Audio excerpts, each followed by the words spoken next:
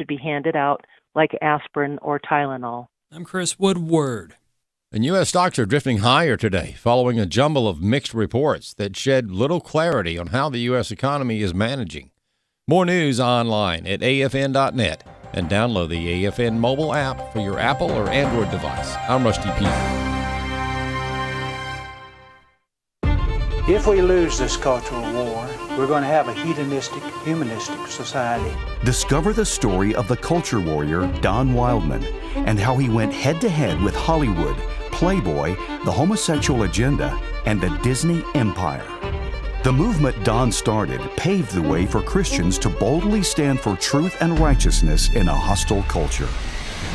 Watch Culture Warrior today for free. Visit culturewarrior.movie.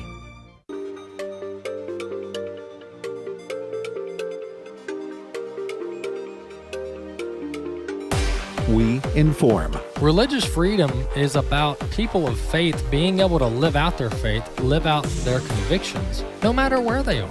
We equip. Sacred honor is the courage to speak truth, to live out your free speech. We also rejoice in our sufferings because we know that suffering produces perseverance, perseverance, character, and character, hope. This is At the Core on American Family Radio. Welcome to At the Core with Walker Wildmon and Rick Green. I'm Rick Green, America's Constitution coach. Thanks for joining me on this Thursday. We were talking Tuesday about all the different things that we can be doing to make a difference. Certainly everybody doing their 2-2-2, right? 2 hours a week that you're volunteering and participating in establishing and rebuilding the walls so that we can restore freedom for future generations. That could be hosting a Constitution class. It could be, volunteering somewhere in your community, helping a candidate, lots of different things you can do. And then, of course, 2% of your fortune. That's right. Donating to American Family or to Wall Builders or to Patriot Academy or all of the above or candidates, but starting to invest in freedom with our fortune. So our lives, 2 hours a week of our lives, 2% of our fortunes, and then 2 times a week posting so that you're putting your sacred honor, your reputation on the line. Lives, fortune, sacred honor. So I thought it would be good today to follow that up with some of the in-depth knowledge about the Constitution itself, especially with all these challenges by all these district judges trying to shut down Trump. We need to get a proper perspective on the proper role of the courts. So I'm going to jump into Constitutional Live. This is week 7 in that Constitutional Live course, and it actually breaks down Article 3 for judges, and we're going to cover that, as much of that as we can today.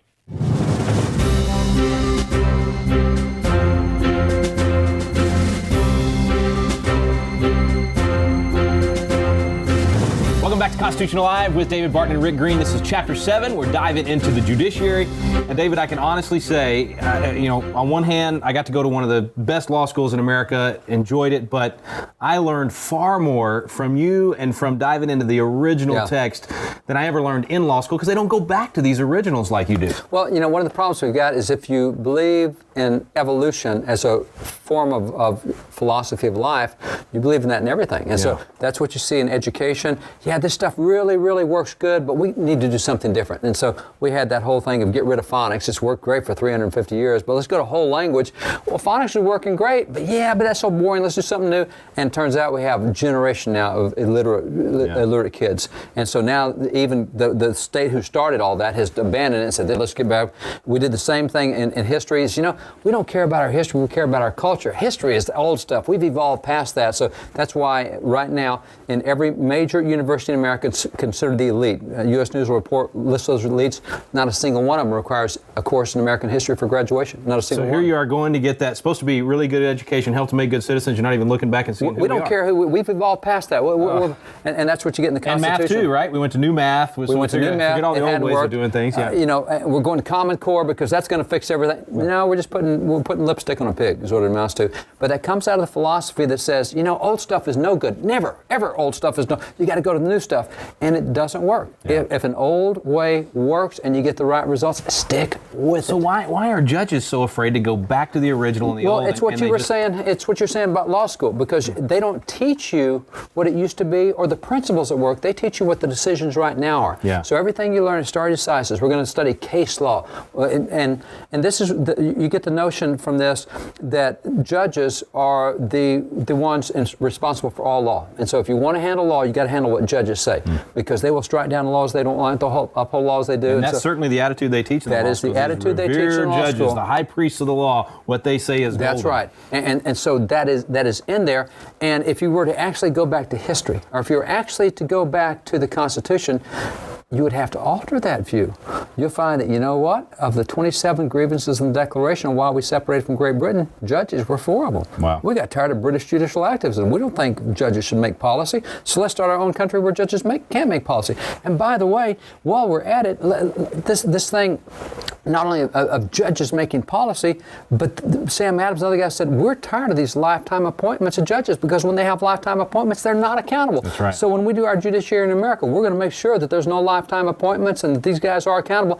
And yet, how come? Yeah, so if they actually went back and studied it, they'd go, oh, well, that kind of messes up the system we've got now. I want to be one of those lifetime appointed judges. You bet. This law professor's thinking that's me down the road, so they don't want to teach, hey, that's what exactly the founders right. actually complained so about. they're not teaching truth as it existed, they're teaching truth as they want it to be. Yeah. Because and see, this is what happens. It leaves them in charge of what happens with the Constitution. They become the small end of the funnel. Everything goes through me. Well, who with power wouldn't like that? You know, as Ben Franklin said, who could be a Pharaoh and give power away? I mean, if you're a Pharaoh and everybody comes to you for everything, would you give your power away? No way.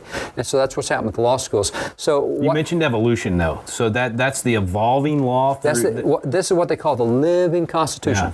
Yeah. And now we'll get into this later, but the Constitution is a living document, but it's living through the people. That's Article 5 of the Constitution says if it needs to be evolved, the people will get to do it. Now, under law schools, they say if it needs to be involved, we the judges will do it. We'll take care of telling you where you need to go. And I had a debate one time with a professor in University of Iowa, and I went back on the separation of church and state and showed under the founders' beliefs, they weren't secular. They didn't want a secular society, and I went through all the stuff, and so I made my presentation, and he gets to do, he says, okay, he said, I'll concede. Founding fathers weren't secular, and they didn't want a secular society. He said, but my position is that we shouldn't care what they wanted. Forget history. We should not be bound by what guys 200 years ago, we should be bound by what we today want. And so I acted really shocked. I said, no way. I mean, are you telling me you think we should not do what the founders wanted? You should do what the people today want? He said, that's exactly what I'm telling you. I said, I'm so glad to hear that, because 86% of the nation thinks that all public meetings should begin with prayer. 82%, I did. I said 82% of the nation wants to have spoken prayer in public schools. 76% of the nation, they want the 10 Commandments posted on. And he said, whoa. He said, wait a minute. Don't forget separation of church and state. I said, wait a minute. You just said the people should be in charge. Yeah. Now you've gone back to a 200-year-old thing. And see, that's what they do. They want to be in charge. They believe in a living Constitution, but not done by the people. We'll tell you, I've got my values. So they can pick and choose then what they want to. And I'm going to impose my values on you, because my values usually lose at the ballot box, because people do like religion. I don't, so I'm going to impose it on you. And I'm going to tell you that the Supreme Court is the arbiter of all the law in the land. And that literally is what happens. And it becomes what we call the fiction of the law. If you believe the law says a certain thing, you will behave accordingly, because you don't want to break the law. We're not lawbreakers. Even if it's a false perception. Even if it's false. And so what we do is self-limit and self-censor as a result. And I'll give you just a real easy example. Churches are told you can't say anything political in the pulpit. You're 501c3. Got news for you. Churches are not 501c3. Organizations that want to be like churches are 501c3. A church is tax exempt by its very nature. Don't even have to go through. They don't have to go through that whole application And by the way, process, even if you are a 501c3 as a church, did you lose your right of free speech for being a 501c3? Did you lose your right of association? Did you lose your constitutional right of freedom of religion? But they think they did. They think they did. And so what happens is 370,000 churches across America refuse to say anything that an IRS official might construe to be. And so what's happened in the last several years, I'm part of a group that we legally have challenged that. We've gone after it because I've been involved in a lot of court cases, and we have solicited and singled out thousands of pastors who deliberately cross that IRS line.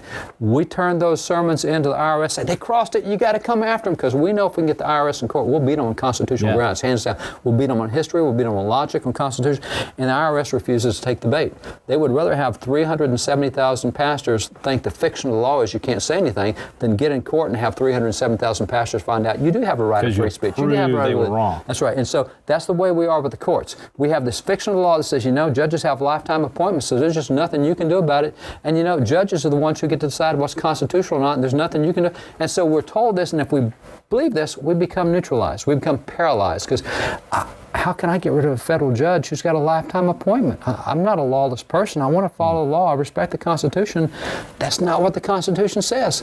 And so what you said at the beginning of this was very significant in the fact that they don't teach this at law school. You learn more about the Constitution by getting out of law school and actually reading old documents than you did with anything else. And see, that's the fiction of the law, and that's what's happened, particularly with the third branch. So going to the third branch, one thing to remind is, remember how the founders did this.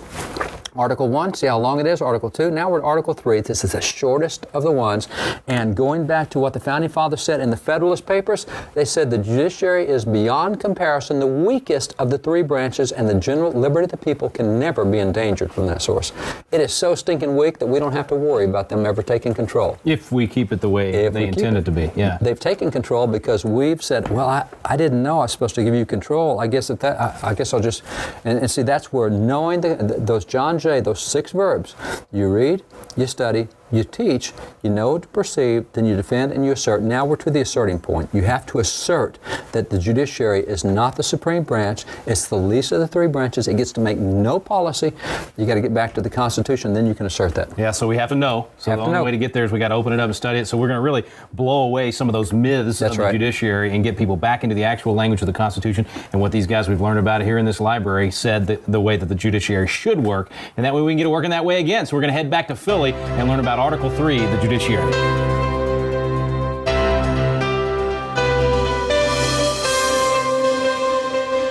Let's jump over to the courts, because this is really where I think we have a lot of confusion in America today about the proper role. What does Article 3 actually empower our courts to do?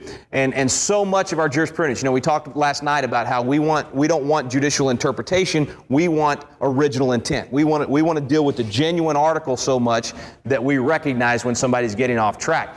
The judiciary's always been an issue. I mean, if you go back to that Declaration of Independence that these guys gave us, they gave us grievance after grievance, 27 different grievances. Many of those were judicial tyranny grievances. They did not like judicial tyranny. They didn't like judicial activism. In fact, Sam Adams was one of the guys that was speaking out against judicial activism way back in 1765. I mean, he was already speaking out against unaccountable judges. He didn't like the fact that the king was appointing the judges and therefore the judges were beholden to the king, not to the people. He didn't like the idea of lifetime appointments. I mean, all of these things were objected to by Sam Adams 11 years before these guys gave us the Declaration of Independence, and another decade before the Constitution, 2 decades before the Constitution. So they had concerns about the judiciary, and they tried to design it in a way to where it would not be a danger to the rights of the people. And so what I want to do very quickly is run through 4 myths of the judiciary, the kind of concepts that we have right now in America about the judiciary that would be foreign to these guys if they were alive today and could tell us what they think about the judiciary. These myths have really become a problem in the way that our system actually works. So let's jump right in. Myth number 1. The 3 branches are co-equal. How many of you ever heard that? We have 3 equal branches of government, right? That's what I was taught in school, 3 equal branches of government. No, that's not true. I mean, the Supreme Court even has it on their website. They talk about the framers of the Constitution. The guys in this room created 3 independent and co-equal branches of government.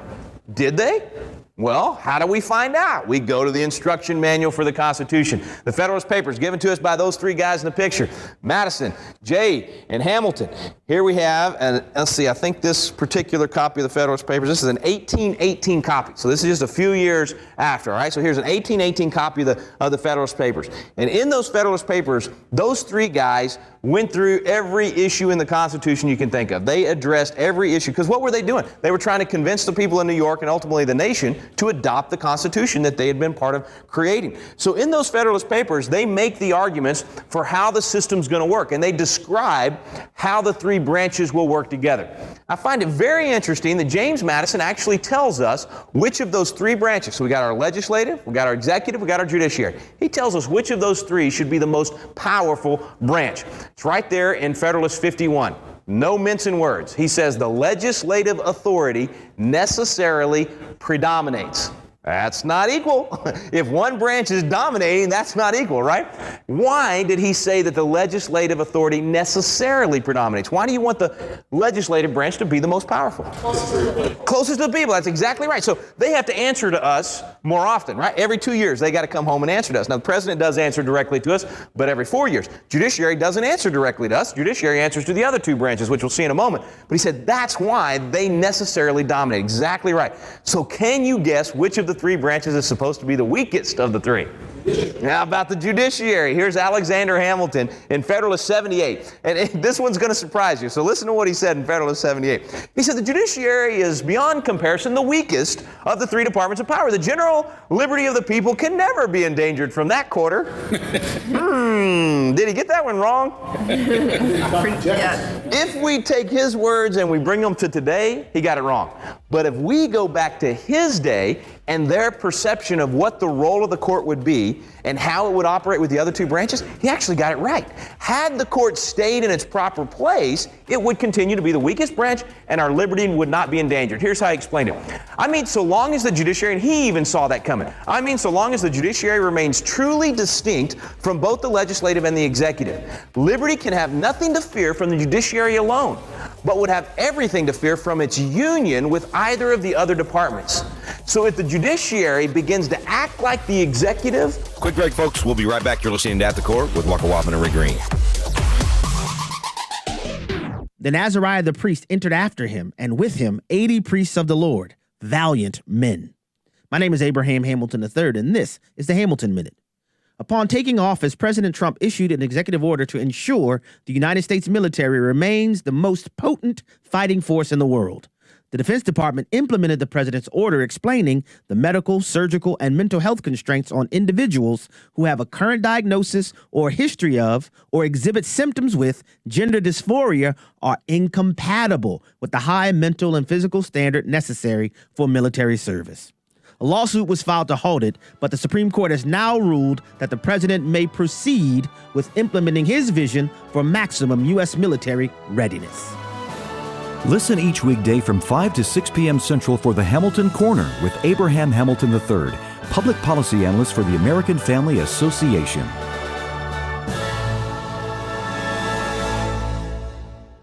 Can I share this hope-filled story with you? Hey, it's Michael Woolworth with Bible League International, engaging the world with God's Word for more than 80 years.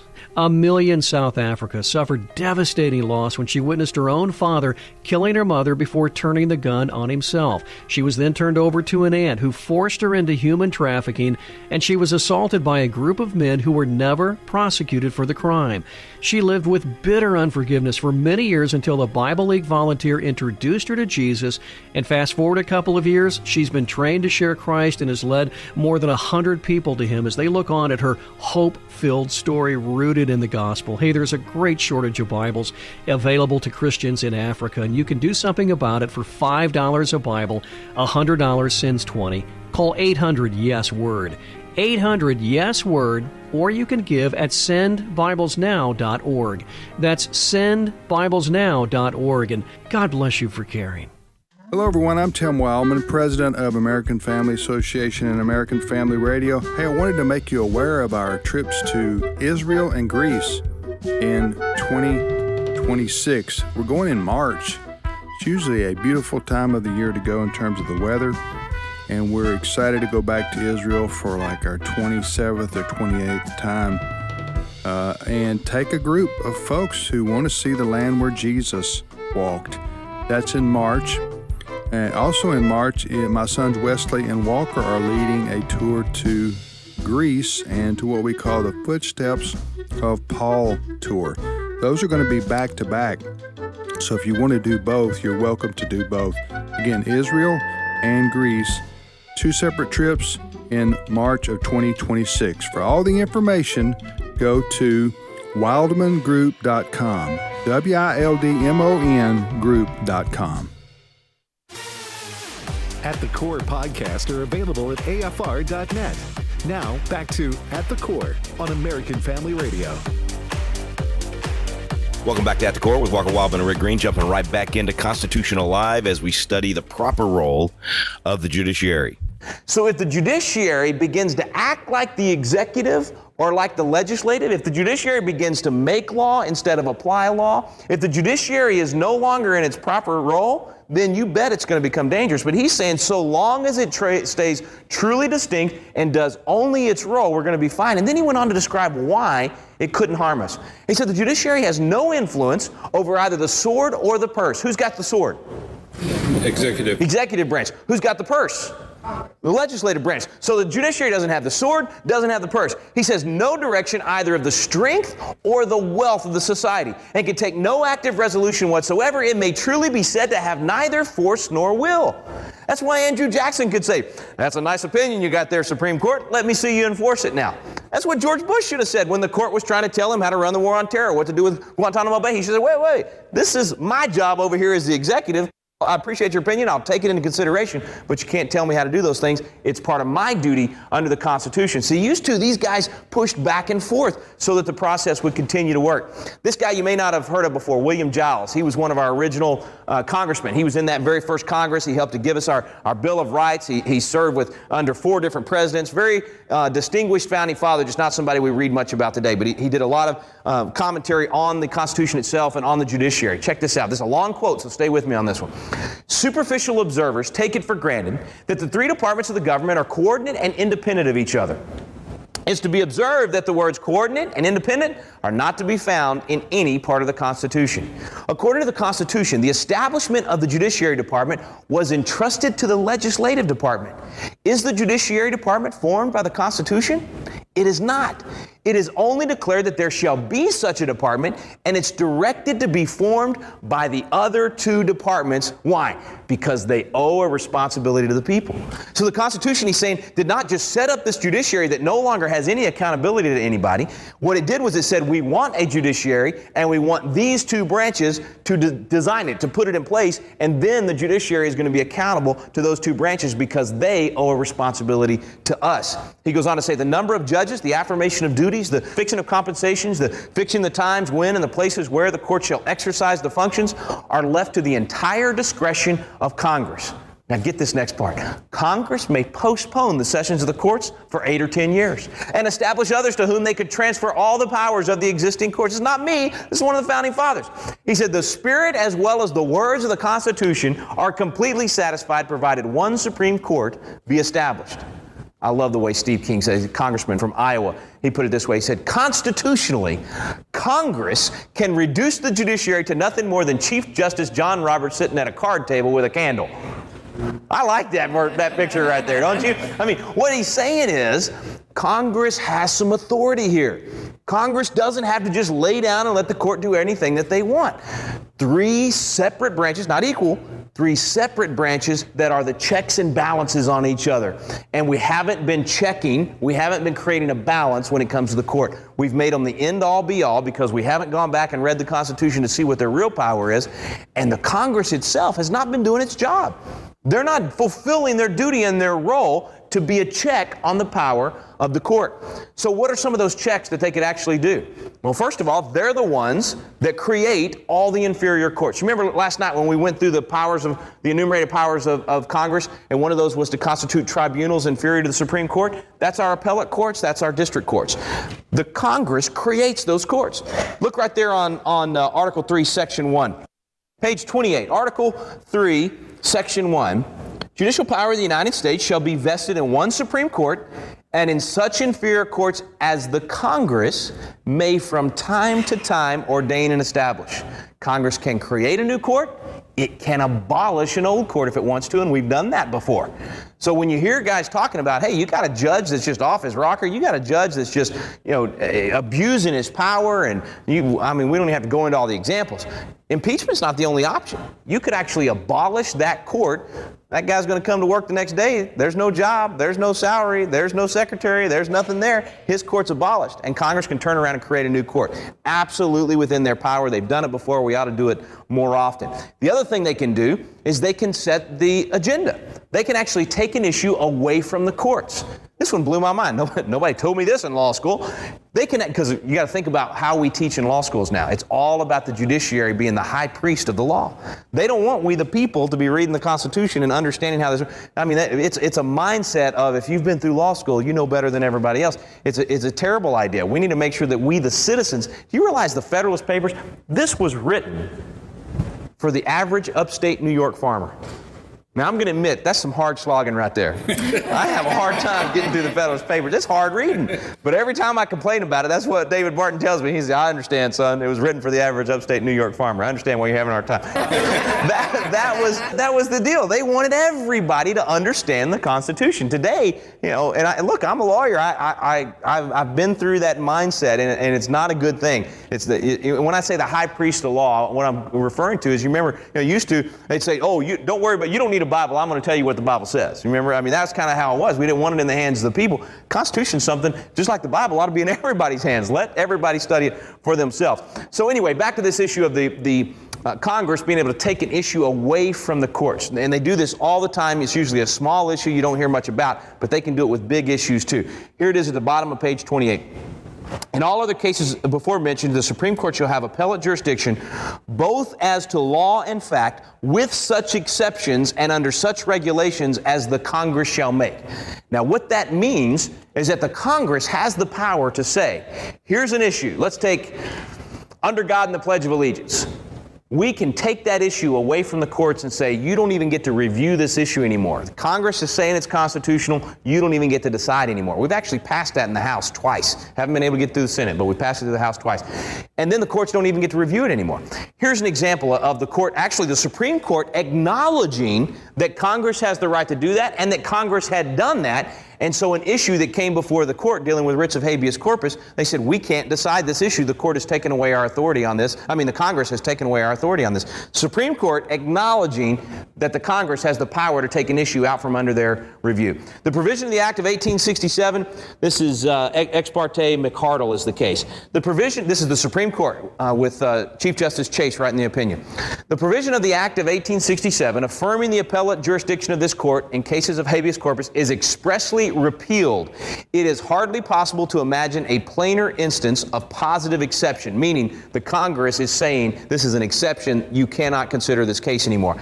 We, meaning the Supreme Court, are not at liberty to inquire into the motives of the legislature. We can only examine its power under the Constitution. In other words, all we can do is make sure that Congress does have the power to take an issue away from us when we look at the Constitution. We can only examine its power under the Constitution, and the power to make exceptions to the appellate jurisdiction of this court is given by express words, those words that we just read. Without jurisdiction, the court cannot proceed at all in any cause. It is quite clear, therefore, that this court cannot proceed to pronounce judgment in this case, for it has no longer jurisdiction of the appeal, and judicial duty is not less fitly performed by declining ungranted jurisdiction than in exercising firmly that which the Constitution and the laws confer. The court said, yes, Congress, you can take away issues. Why do we not do it anymore? Because Congress is scared to death to pick that fight. There's 1867. Congress is scared to pick the fight. Because you might even remember a few years ago whenever the whole Terry Schiavo thing happened. Y'all remember that? And you had a lot of courts hearing that case, state and federal courts. And there was a congressman that stood up and said, we should impeach some judges over this. They're outside the bounds of their authority. It was a firestorm, man. The media went crazy. They said, oh, look, that's Congress taking power away from the courts. That's Congress trying to intimidate the independence of the judiciary. No, that's Congress doing its job. That's Congress holding the court accountable. If Congress is wrong, then we the people will stand up and say, no, you shouldn't have impeached that guy. No, Congress is over. But see, the problem is if we the people don't know that they have the power to do it, Congress is never going to get too far in front of the people, because they know if they do that, the media is going to attack them and we're not going to be there to back them up. So we the people first have to understand what the proper power of the Congress is. Then Congress will actually start exercising that duty. So that's myth number one. 3 equal branches of government? No, they are not co-equal. Which branch dominates? Congress. Congress dominates. Which branch is the weakest? Judiciary, which of course leaves the executive right there in the middle. All right, so myth number 1, that we do not have 3 equal branches of government. Myth number 2, federal judges hold lifetime appointments. Do they? No. How long are they appointed for? Good behavior. There you go. So it is not lifetime appointments. It's for good behavior. The judges both of the Supreme and inferior courts shall hold their offices during good behavior. So we're still on Article 3, Section 1 there. That's the middle of that paragraph for Section 1. So they hold their offices during good behavior. So the question then is, what is good behavior? Well, we could go to the Judiciary Act of 1802. John Calhoun's the author. He said, we all fully and at once understand what is good behavior in a judge. And if he acts contrary, it would be misbehavior. Okay, well, that didn't help us much, did it? So he says there's a remedy, and the remedy in that case given by the Constitution is impeachment. So what is bad behavior or misbehavior, and what would be a proper misbehavior for which to impeach a federal judge for? Oh, we'll just give you some examples. We've got 6 different clauses establishing impeachment in the Constitution. In fact, let's just look real quick so we understand how impeachment actually works. Flipping back to Article 1. So we're going back to Congress for a moment here.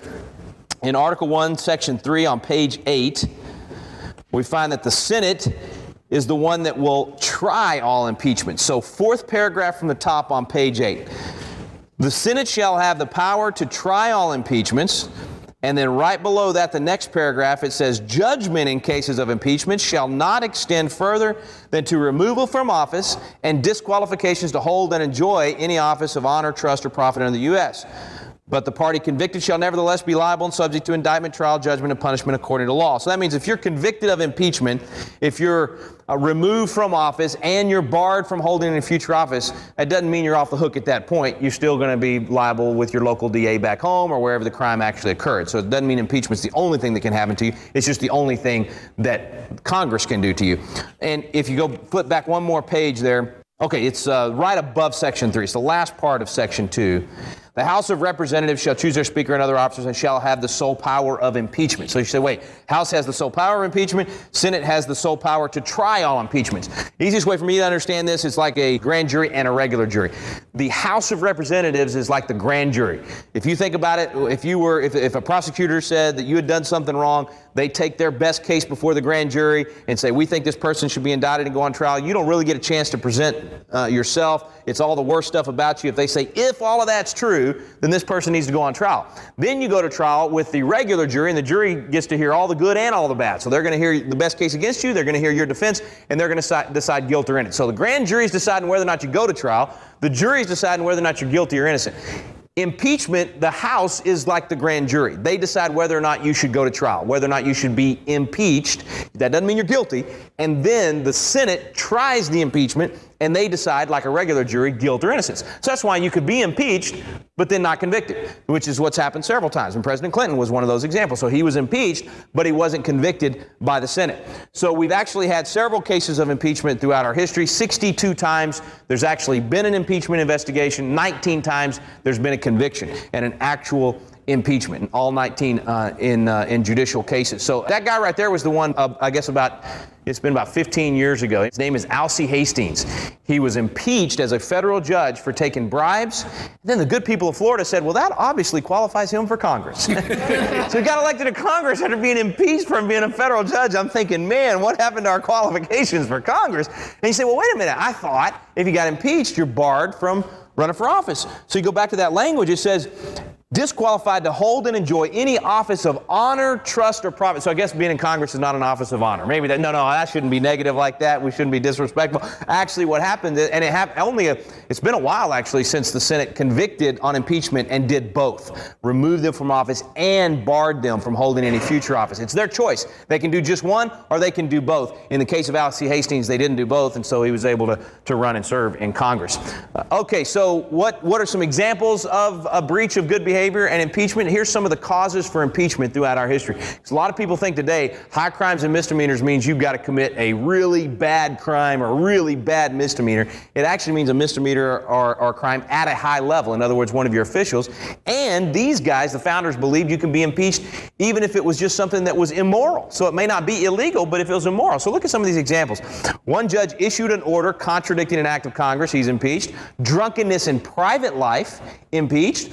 Rudeness in the courtroom, profanity, judicial high-handedness. So see, these guys understood that the court is a branch of government that you've got to hold in high esteem. You've got to be able to respect who's on the bench, and therefore, if they're having any misbehavior, as they put it, then they should be impeached, and you get them off the bench so that you don't have that kind of example. In fact, Chief Justice Marshall was concerned about this idea of being impeached for overruling an act of Congress. He said the president doctrine seems to be that a judge giving a legal opinion contrary to the opinion of the legislature is liable to impeachment. Yeah, I think that might be a pretty good idea sometimes these days. Here's the way Hamilton put it, and I think this is a great word picture for us to recognize. Impeachment is a bridle in the hands of the legislature. Think about if you got a wild stallion, right? It's out of control. You need that bridle to rein it in so that it can do its proper function. Same thing with the courts. The legislature can use impeachment to rein in the courts. It's the bridle, Hamilton said, to rein in the courts and keep them in their proper place. Each branch is furnished with constitutional arms for its own effectual powers of self-defense. Remember I said if one branch encroaches on the other, that branch has to push back. They all three, according to Hamilton, have their own constitutional arms for self-defense against the other branches. James Iredell was a delegate to the Constitutional Convention. He was also one of our original Supreme Court justices. He said every government requires impeachment. Every man ought to be accountable for his conduct. Impeachment will be not only the means of punishing misconduct, but it will prevent misconduct. A man in public office who knows that there's no tribunal to punish him may be ready to deviate from his duty. But if he knows there's a tribunal for that purpose, although he may be a man of no principle, the very terror of punishment will perhaps deter him. In other words, if somebody's unaccountable, if you allow the judiciary to be unaccountable, there's nobody that's ever going to hold them accountable for what they're doing. Of course they're going to do things that they're not supposed to do because there's nobody that's going to hold them accountable to it. But even if they're a bad person, if they know somebody's going to hold them accountable, they're likely to not do the bad thing because they don't want to be caught and punished for it. So we need to be using these constitutional arms that Congress was given. Myth number 2. Federal judges do not hold lifetime appointments. They're appointed for good behavior, and these guys gave Congress certain constitutional arms to use. They ought to use them more often. Our folks got to interrupt for another quick break. We'll be right back. Stay with us. You're listening to At the Core. The loss of a child through abortion, miscarriage, or stillbirth affects the emotional health of families. Feelings of anger, sadness, and regret can be overwhelming. There is hope and healing in the aftermath of a reproductive loss. Call the International Helpline at 866-482-LIFE to talk with someone who has been where you are and healed to help others. Your call is confidential. 866-482-LIFE. Some would say truth is relative, and to the world, that's right. What the world considers to be truth fluctuates depending on the narrative they're trying to promote. Of course, we know truth is found in Scripture, and it never changes. The documentary, The God Who Speaks, proves the Bible's reliability as the source of real truth and reinforces our belief in it as our firm foundation. Watch it anytime at stream.afa.net. That's stream.afa.net. What does the future hold for American education? On the next AFA at Home, host Walker Wildmon and his guests will provide answers. Before we start talking solutions, we want to give a little context and history just to tell you how we got to where we are today. When you remove the Bible out of schools, when you remove any mention of faith from the history classes, well, you've created now a generation of individuals that, frankly, I think they're going to be very shocked by hearing a lot of the conversation today because that wasn't in their history class. The Lord was talking to parents. He wasn't talking to government. Children belong to their parents. They do not belong to the government. There's either going to be the DEI, woke, Marxism, or you're going to go back to religion, morality, and knowledge. Don't miss Episode 7 of AFA at Home, premiering May 15th at 6 p.m. Central on AFA Stream. It's free for 1 week, so mark your calendar and sign up for your free Stream account today. Stop by stream.afa.net. stream.afa.net. This is the Lost in Translation Ministry Minute. Here now is your host, Dr. Baruch Korman. Blessed are you whenever they revile you, that is, the world coming against you, and persecute you, and say every evil word against you, lying on account of me. Now, this makes it very clear that those who are committed to the will of God, those who are true peacemakers, they are going to be persecuted in this world, and people are going to speak against them evilly, and the basis of what these individuals are going to say are all based in a lie. Learn more about the teaching ministry of Dr. Baruch Korman at loveisrael.org. You'll find videos on almost any biblical topic on his YouTube page and on the My Bible Study app. That's loveisrael.org. At the Core podcasts are available at afr.net. Now, back to At the Core on American Family Radio.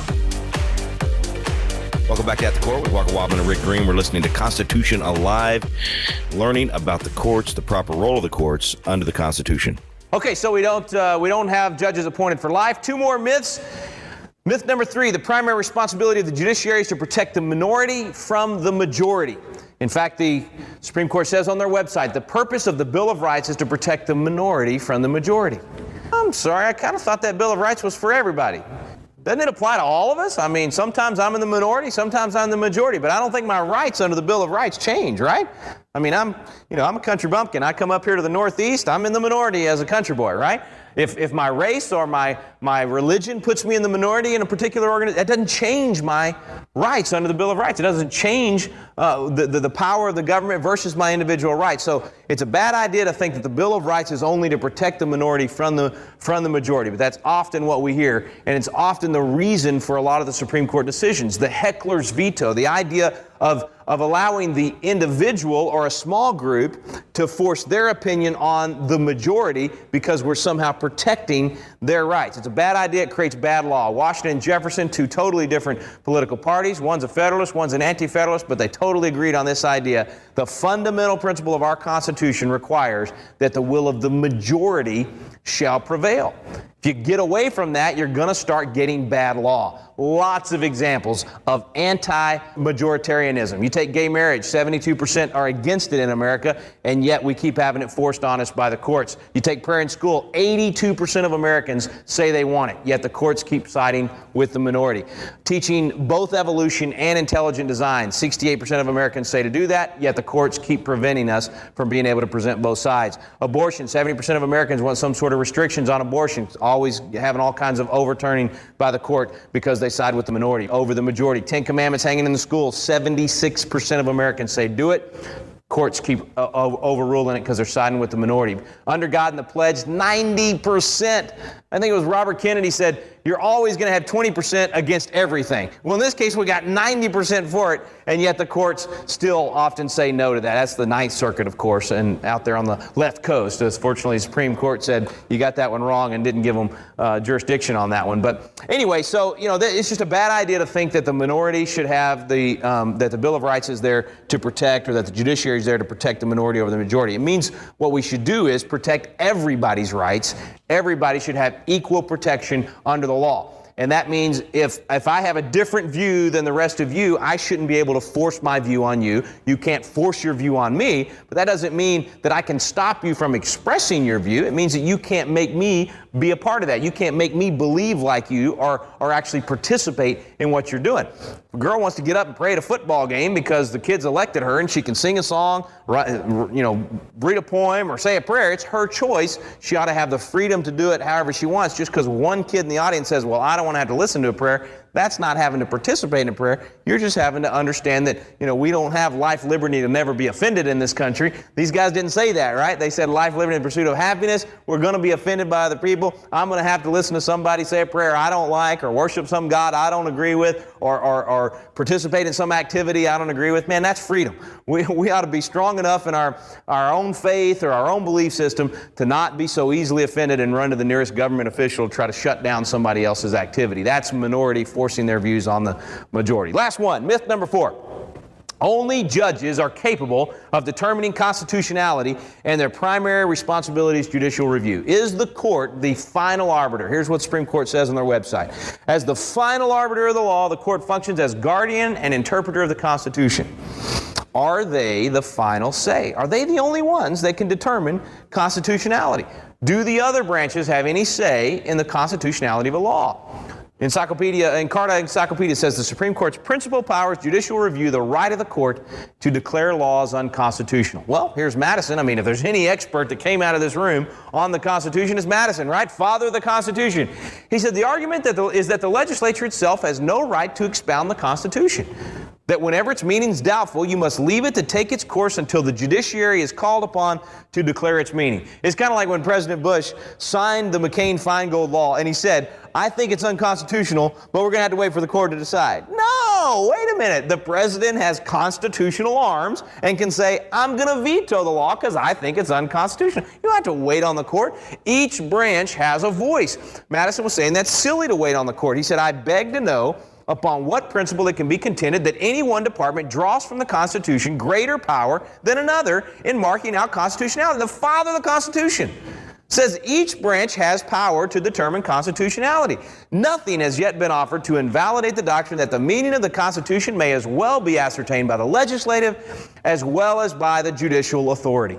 And here's why. This is Elbert Jerry. He's one of the guys that sat here and signed the Declaration of Independence. In fact, he's the guy we talked about last night, the little guy that got up and was told that he was going to swing in the air for an hour or more before he was finally dead by Colonel Harrison over there. Here's what Elbert Jerry said. He said, it's quite foreign from the nature of the judiciary's office to make them judges of the policy of public measures. Let's back up and read that again. Think about what he just said. It's quite foreign from the nature of the judiciary's office to make them judges of the policy of public measures. He's saying the court has a proper role, but it's not to be the judges of the policy of public measures. That's why we have legislators. A judge is not accountable directly to us. We want the legislators deciding what our policy will be on, you pick it, abortion, gun rights, campaign finance, health insurance, you name it. Any of those public policy issues, Elbert Jerry's saying, that's just kind of foreign to let a judge decide that because a judge is not answering to the people. A judge is not out there campaigning among the people to find out what the will of the people is. A legislator is. He's saying the legislators ought to be deciding those issues. They ought to decide whether or not something is actually within the purview of the legislature and the Constitution. Jefferson said the same thing. He said the opinion which gives to the judges the right to decide what laws are constitutional and what not would make the judiciary a despotic branch. The Constitution on this hypothesis is a mere thing of wax in the hands of the judiciary, which they may twist and shape into any form they please. He's saying if you give them the final and only say on determining constitutionality, they're going to be despots. We're now going to be ruled by an oligarchy, he said at one point. And the reason is you got 9 people now that have the final say on everything in the whole country.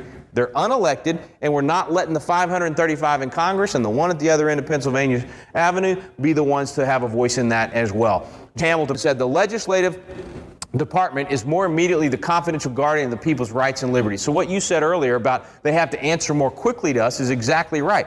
So the legislative department is the right place to decide the policy of public measures, not the court. And so when you take the legislative department out of the picture and say, no, it's what the court decides, that's the final say, and these other voices and opinions mean nothing, you end up with a real problem. You're ruled by despotism. John Roberts got this right in the healthcare decision. He said, members of this court are vested with the authority to interpret the law. We possess neither the expertise nor the prerogative to make policy judgments. Those decisions are entrusted to our nation's elected leaders, who can be thrown out of office if the people disagree with them. It is not our job to protect the people from the consequences of their political choices. Now, I know that's a hard pill to swallow. I'm not a fan of the health care law. I personally think it's unconstitutional. What he's saying is, you guys knew when you elected Barack Obama and you elected a Congress that was for national health care that that's what you were going to get. So there was no question of what we were going to get. And he's saying it's not the court's job to save you from yourselves. If that's what you choose, that's what we the people chose. If we the people want something different, we got to choose something different. He's saying it's up to you. It's not up to the court to save the day. Now, obviously, I think he shouldn't have created a way to make it constitutional by calling it a tax instead of the Commerce Clause and all that. I don't agree with what he did there, but I do very much agree with what he's saying right here, that, hey, we're the ones, we the people make the decision in who we elect. I don't think we were fooled. We knew exactly, when I say we, the nation knew what it was going to get. We got it. We didn't like it. Now you got to turn it around if you don't like it. So the court is not the only one that can determine constitutionality. The other branches get a say in that as well. And you might say, well, okay, Rick, well, who gets the final say? Or what do you do if Congress passes a law President signs it, court says it's unconstitutional. How do you respond to that? Well, exactly like Hamilton said in the Federalist Papers. He said if the Congress passes a law and the court overturns it on constitutional grounds, then the Congress can come right back and pass it, maybe change it a little bit if they feel like something the court said made sense, or pass it just like it was before. And if the president signs it again, 2 out of 3 win. If the president says, no, I actually agree, the court got it right, I was wrong to sign that before, and I learned something from their opinion, I'm going to veto it and I'm going to side with them, 2 out of 3 win. So it will work if everybody will use their constitutional arms. In fact, that's happened before. The partial birth abortion ban was initially ruled unconstitutional. They came back through and Congress passed it again, and now it's the law of the land. That can happen, but all 3 branches have to understand their proper roles. I'm picking on the courts here, but the court also has to push back whenever they're being ramrodded. So the folks that aren't using their constitutional powers right now, though, are the executive and the legislative. They need to be using those constitutional arms of self-defense. They need to be weighing in on constitutionality, not just assuming the court can be the only one. So very quick review. Myth number 1. We don't have 3 equal branches of government. Which branch is dominant? Legislative. Legislative. Which one's weakest? Judiciary. All right. Myth number 2, they are not appointed for life. What are they appointed for? Good behavior. I personally would like to see a constitutional amendment that defines that and says they're appointed for 10 years or 12 years or whatever you want to make it, so there's that clear day of accountability to have to be reappointed or else not on the bench anymore. But at this time, it's for good behavior. We just need to recognize what good behavior is. Myth number 3, the primary responsibility of the judiciary is to protect the minority from the majority. Nope, the Bill of Rights protects all of us, regardless of whether you're in the minority or the majority. Myth number 4, the courts are not the only ones that can determine constitutionality. Each branch has the right to do that. The court is accountable. It's accountable to us through the other branches. Not directly to us, but to us through the other branches. Here's Sam Adams, John Hancock, and John Adams. All power residing originally in the people and being derived from them, the several magistrates and officers of government vested with authority, whether legislative, executive, or judicial, are their substitutes and agents. That means that those people in government are our substitutes and agents and are at all times accountable to them. We've got to have accountability in all 3 branches. James Wilson, second most active member in this room in the Constitutional Convention, he said, here the people are masters of government. Elsewhere, the government is master of the people. I want to maintain the people as the master of the government, not the other way around. The only way we do that is what Rhett started off telling us last night, consent of the governed. We, the people, had to get up and give or refuse our consent. We've got to be engaged in this process, and that includes letting our voice be heard on how the judiciary should work. And the only way that's going to change, folks, this is not going to be an overnight change in one election. It's going to take a generational change where we, the people, study the Constitution and understand and know what the proper functions of each branch are, and then we hold those representatives accountable, and we start saying to our members of Congress, do your job. Those aren't just rights that Congress has, those are duties that Congress has. Congress is supposed to rein in the courts, and if they don't do it, the court is going to stay out of control. So we've got to get some good people elected, and there are a lot of people there that want to do this. We just don't have enough members. What we need are some more members of Congress that have enough backbone to make a freight train take a dirt road. You know what I'm saying? That's the kind of backbone we need. We need some good, bold leaders in Washington, D.C. to lead on this issue. So there we are on the courts. When we come back in our next section, we're going to talk about the Bill of Rights. So we're going to go through all 10 of those and talk about those specific guarantees. Stay with us. We'll be back with more on Constitutional Live. The just powers of government can only come from the consent of the governed. That's you and me. That's a lot of myths of the judiciary, and I think most law students come out of law school believe in all those things. Most Americans believe those 4 myths. So hopefully we're busting those myths, getting to the truth so we can get back to holding them we talked earlier about how that our public education now, our government education, not public education, our government education is so poor that we don't have a clue what that is. I mean, that is one of the difficulties we have is we don't know the Constitution. We especially don't know the role of the judiciary. We've been told otherwise. But I want to go back to something you said in the second myth, talking about federal judges have lifetime appointments. Yeah, one of the simplest ones, plain language right there in the Constitution. Clearly they do not. Yeah. How do you get them off there? Bad behavior. You listed some examples, and that deals with impeachment. And people think impeachment's an extremely high bar to reach, extremely hard thing. Congressmen are even afraid to draft articles of impeachment because they'll be labeled some, radical because it's so unusual now. Just, if we go back to that big battle plan view, that 30,000-foot view, there is no topic in the Constitution covered as often as impeachment is. Really? So if you look at the big picture, this is an item we don't do anything on, and this is covered. Man, we treat that like it's radioactive, like it's going to blow up on us if we touch it. And it was so important that they put it in there 5 times. Now, the other thing that's happened is it's in there 5 times, but what has happened is our law professors and our judges have raised the bar so high that we don't even try to go after them anymore. And it's because of that high crimes and misdemeanors.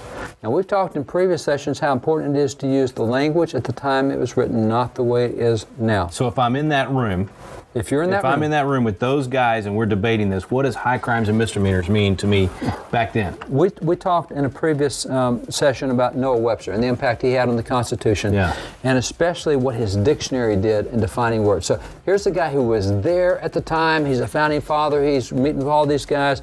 They take his language, put it in the Constitution. If he tells us how the word's defined, then we're going to know how they define it. I would say that's a pretty good source. I would say. So this high crimes and misdemeanors. Our folks, out of time for today. That was Constitution Alive. We were learning from today. That's our full Constitution course. You can get it at patriotacademy.com. You can also get the rest of today's lesson on Article 3 on the courts. All of it is in that course. So check that out today. You can sign up as a coach for free and get access to all of our Constitution courses for free. So check that out today at patriotacademy.com. Thanks for listening to At the Core with Walker Wildmon and Rick Green. The views and opinions expressed in this broadcast may not necessarily reflect those of the American Family Association or American Family Radio. Faith, family, freedom. American Family Radio. American Family Radio has always